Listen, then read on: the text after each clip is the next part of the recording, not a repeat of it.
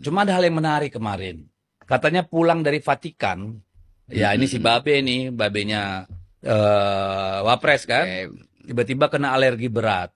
Ya, dari foto yang kita lihat yang ditampilkan media massa gitu ya.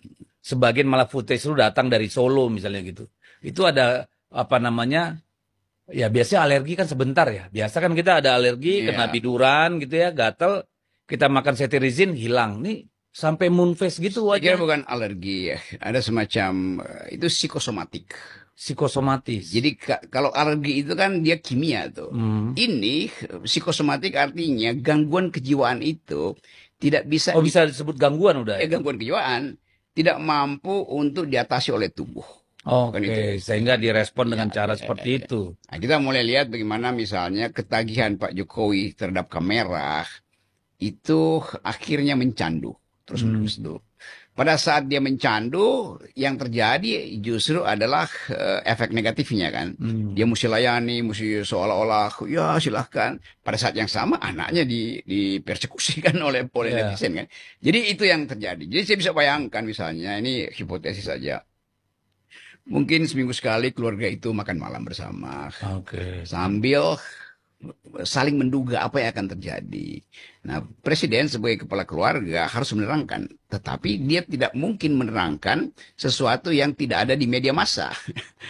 Jadi sebetulnya ketegangan psikologi itu yang menyebabkan kan sistem tubuh kita itu kalau tubuhnya tidak kuat, sistem apa namanya itu imunnya, kekebalan tubuhnya. Bukan imunnya itu hormon fisiologisnya, stresor. Dia mesti diatasi secara kimia, misalnya minum Xanax atau minum Prozac itu obat penenang. Nah kelihatannya sudah pernah dipakai dan itu udah kebal. Karena kita mesti duga bahwa Pak Jokowi itu ada ketegangan psikologi luar biasa tuh. Kan dia semakin tenang, itu artinya dia. Kan dia turun dengan jumawa, bisa ngantarkan presiden baru, anaknya juga. Menterinya banyak banget di kabinet, kenapa dia harus depresi? Setelah dia turun itu tidak berhenti dugaan negatif terhadap perilaku beliau selama memerintah, dan itu menyakitkan karena mungkin Pak Jokowi melihat ya Ibu Mega setelah lengser ngurusin PDIP, Pak Prabowo sebelum jadi presiden ngurusin partai, Pak SBY setelah lengser melukis ngurusin partai. Jadi kemewahan politik. Ini kan bentar lagi jadi nabi katanya mau ngurusin PSI. Iya, dia mungkin mau siapa yang mau? Gak tahu, ini kan selebaran nih.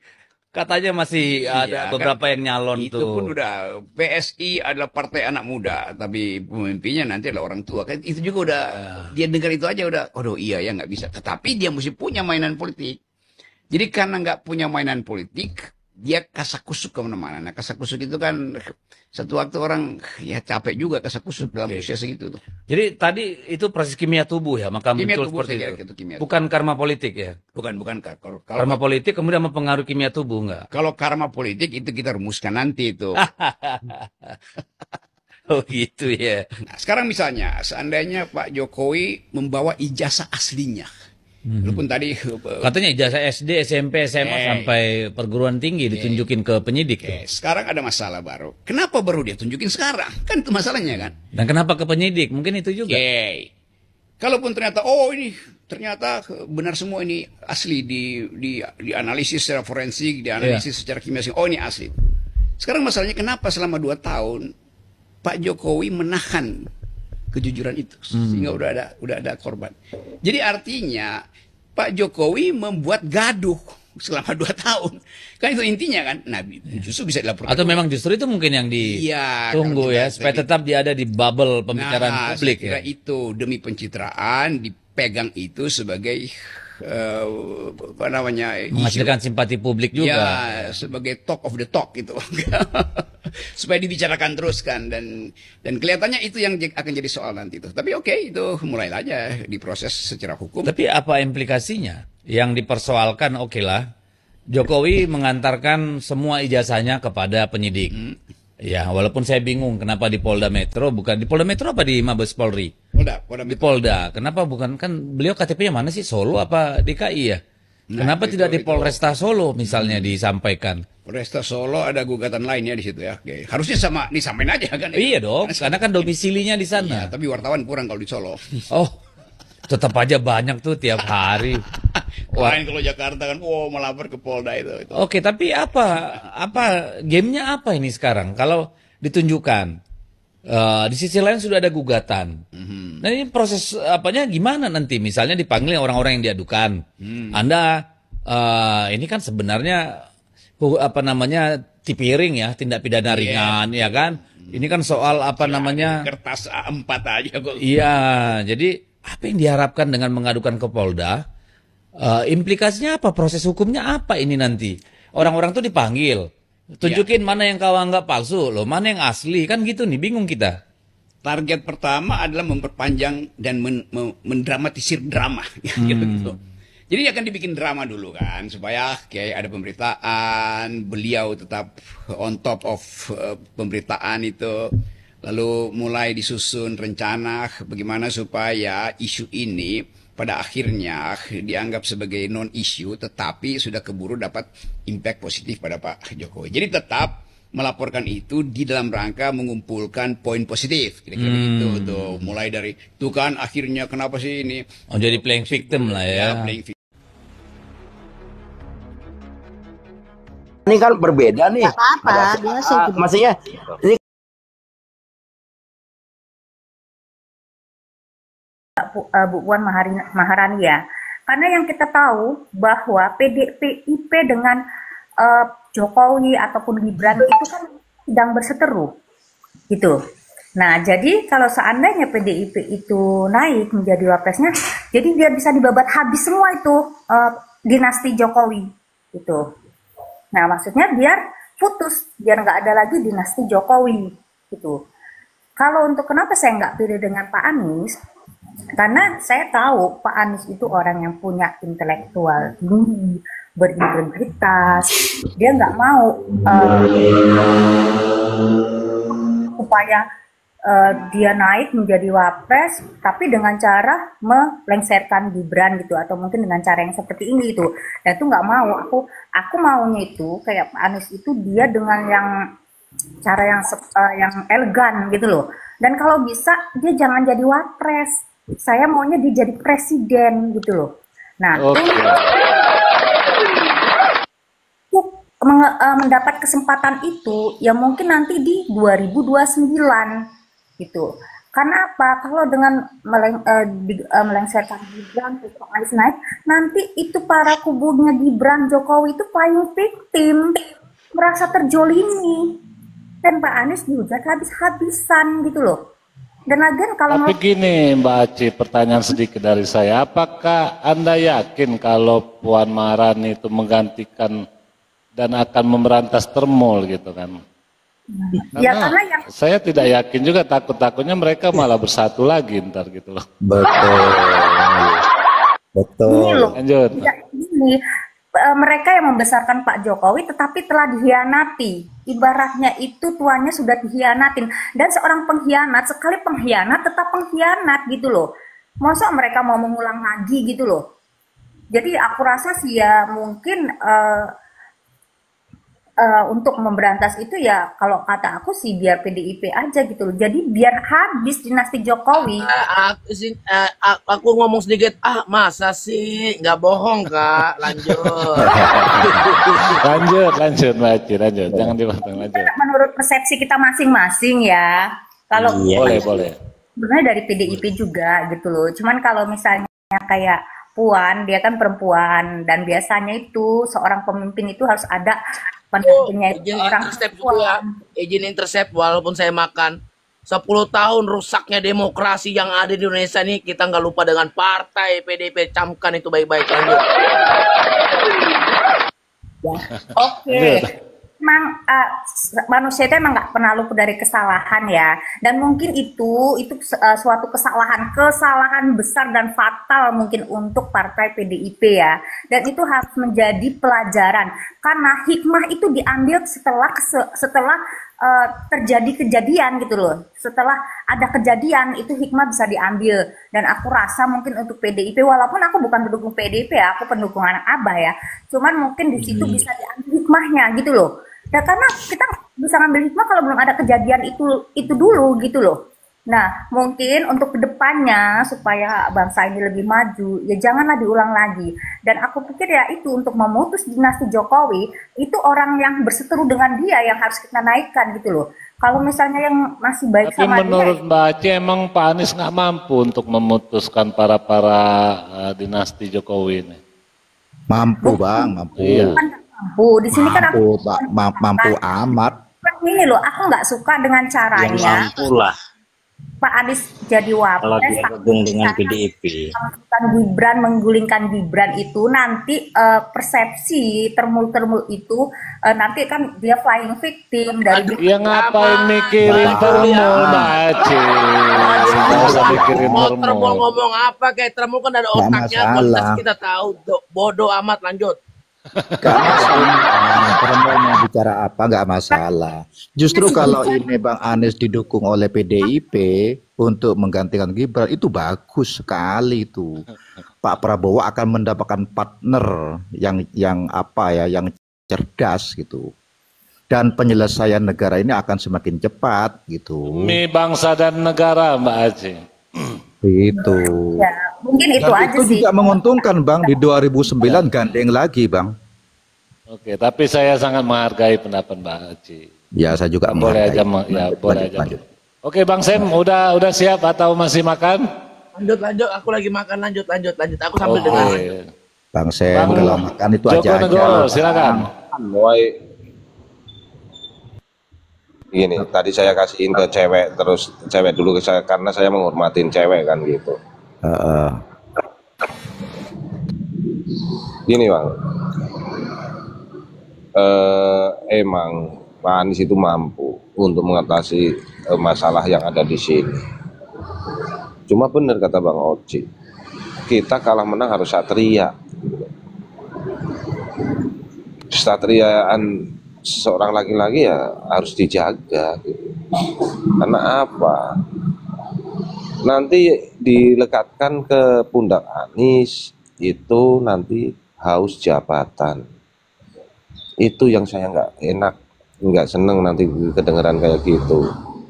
Selama ini waktu kita tahu waktu di pilkada DKI aja mau dicalonkan itu udah ketahuan banyak yang melekatkan bahwa dia haus kekuasaan, haus ini apa itulah gitu kan. Nah itu yang saya tidak mau, yang kata-kata itu dilekatkan kepada Pak Anies, padahal dia kan nggak usah jabatan, nggak pernah mencari jabatan kalau nggak diminta. Cuma kan persepsi orang kan beda-beda gitu loh. Itu aja sih kalau saya, makanya saya nggak terlalu ini ke wakil presiden. Karena nggak pantas Pak Anies sebagai wakil presiden, pantasnya jadi presiden gitu loh. Kan Bang gitu. Hos, izin Bang Hos. Oke, lanjut Bang Aman, silakan. Ya. Kalau Tokan Bang aja. Anies didukung, diusung oleh PDIP, didukung dan diusung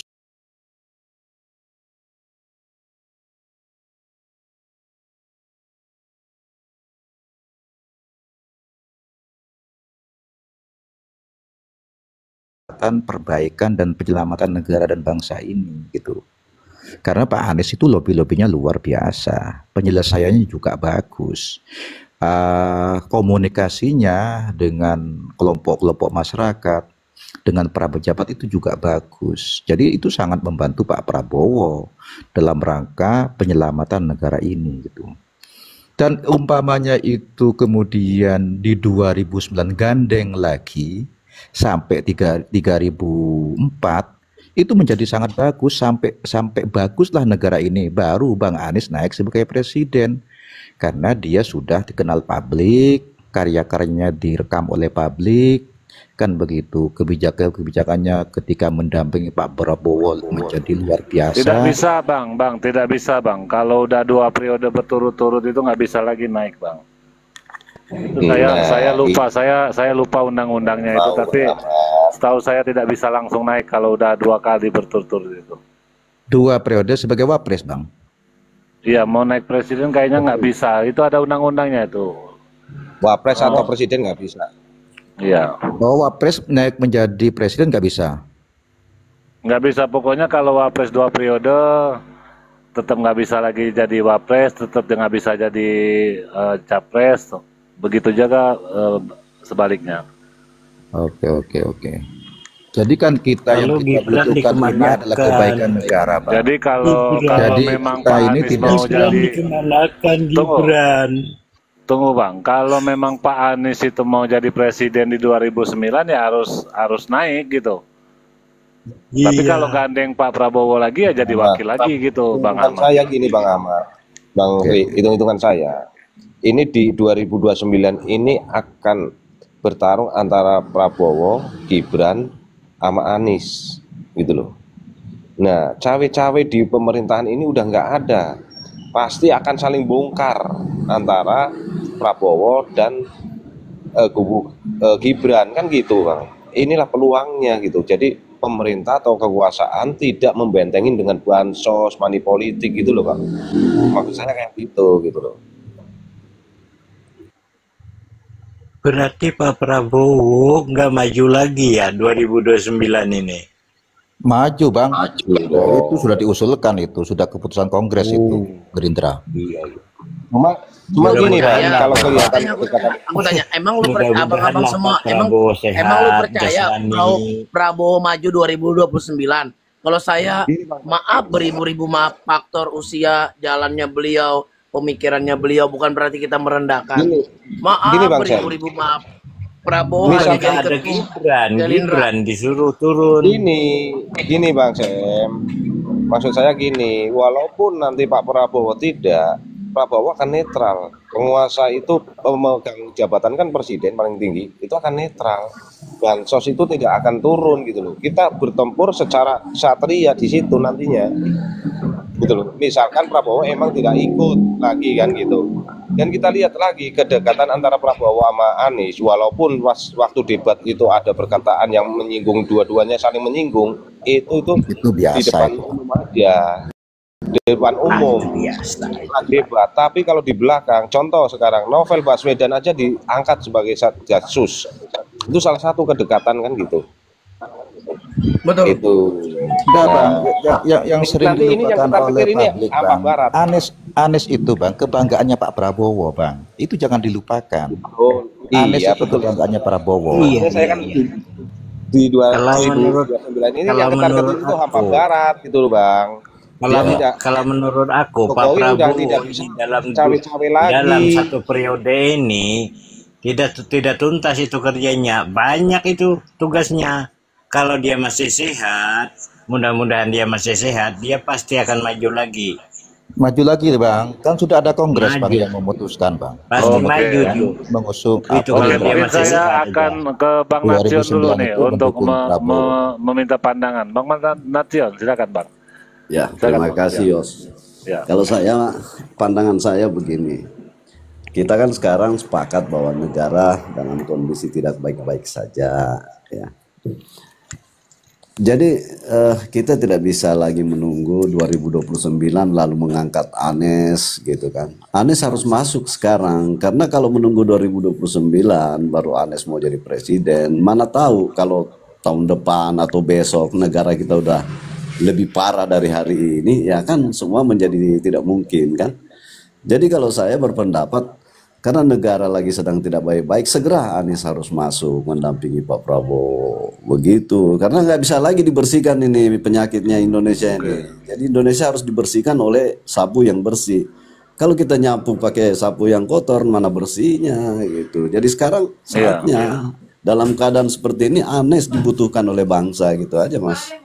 Betul. Makanya kalau kemudian Bang Anies diusung oleh partai-partai yang tidak ada kata menolak, dia akan jalan, dia akan kerjakan amanah itu bagi Bang Anies.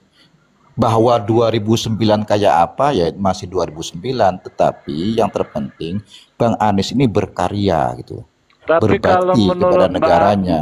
Mbak Aci Kalau tadi partai-partai Puan mendukung, yang pantas Bang Ahmad. ya Kalau Anies, Bang. Enggak, kata Mbak Aci tadi Mbak Puan yang lebih pantas dan yang bisa memberantas termul-termul itu yang di dalam itu. Bagaimana pandangan Bang Ahmad? Termul terus mau diberantas. Termul ini tidak korupsi, tahu? Dalam politik itu memang ini Bang. Termul tidak ada korupsi, termul. Integritas itu harus juga dipertimbangkan Bang. Enak aja mau berantas termul, Integritas seseorang itu harus dipertimbangkan betul-betul gitu. Kalau seseorang yang tidak punya integritas yang tinggi itu akan tergoda dengan uang Bang, akan tergoda terus itu. Tetapi kalau seseorang mempunyai integritas yang tinggi, dia tidak akan gagap dengan uang berapapun. Nah itu dimiliki oleh Anies atau juga dimiliki oleh Pak Mahfud gitu. Jadi kalau partai-partai ini kemudian mengusung Anies, ya kita akan terima itu, bagus itu. Jangan dikatakan tidak bagus, jangan dikatakan jangan. Ketika bangsa ini memanggilnya gitu ya, untuk agar negara ini aman, agar negara ini selamat, ya tidak boleh ditolak. Saya sangat mensupport itu, sangat mendukung itu loh. Ketika Bang Anies dipanggil oleh negaranya gitu, monggo. Oke, mungkin saya ke Bang Hampa dulu ini. Dari tadi belum ngomong ini. Bang Hampa, silakan Bang. Oke. Panasin lagi Bang. Ini anak-anak Abang ini Bang. Kalau menurut saya ini Pak Prabowo ini akan mencalon lagi. Terus akan usaha-usahanya pemberantasan korupsi ini sudah sangat bagus sekali, sudah sesuai dengan apa yang beliau pidatokan. Iya. Jadi dalam 5 tahun ini kayaknya belum beres ini, masih banyak, belum sampai ke pelosok lagi. Gini Bang Hampa, tadi Anda mengatakan Pak Gibran ini tidak mungkin dimakzulkan karena sangat berkualitas gitu kan. Tapi sementara teman-teman yang lain udah ibaratnya dari narasi-narasi yang keluar, saya menilai udah sepakat bahwa Pak Gibran ini digantikan dengan Pak Toko ini gitu loh. Tapi Anda tetap bertahan gitu kan? Oke, saya mau intercept kepada Hampa Brata ya. Hampa. Bang Hampa, saya mau nanya kepada Anda. Siapa Gibran Rakabumi Rakang mempunyai kualitas pola pikir yang bagus. Saya sampai sekarang ini belum dapat intelektual kapabilitasnya Gibran seorang wakil presiden ditimbulkan di publik, belum ada saya lihat nih. Cuman baru sekarang kita lihatkan cuman bagi-bagi susu dan bagi-bagi screen card dan mendatangi pemakaman Bung Karno. Apakah itu layak menjadi wakil presiden? Itu enggak layak kan Pak? Seorang wakil presiden itu sebenarnya mempaparkan pidato-pidato ke publik bahwa saya mempunyai pemikiran. Tidak semua diekspos oleh media. Beliau itu memberikan kualitas dari mana? Memberikan solusi buat bangsa ini ada. Nah, apa kualitasnya Gibran? Coba jelaskan Bang apa? Coba paparkan saya dengar. Oke, Tan Masem, paparkan Bang apa? Anda harus memaparkan karena ditanya. Silakan, karena Anda tidak sepakat Gibran dimakzulkan. Silakan Anda paparkan kualitasnya apa? Kualitas Mas Gibran itu, kualitasnya itu tidak terekspos oleh media. Di dalam rapat-rapat kabinet dia sebagai pembicara. Peler. Dia sebagai pembicara di situ. Gak boleh gitu, kawan-kawan, gak boleh gitu. Jangan, gak boleh gitu.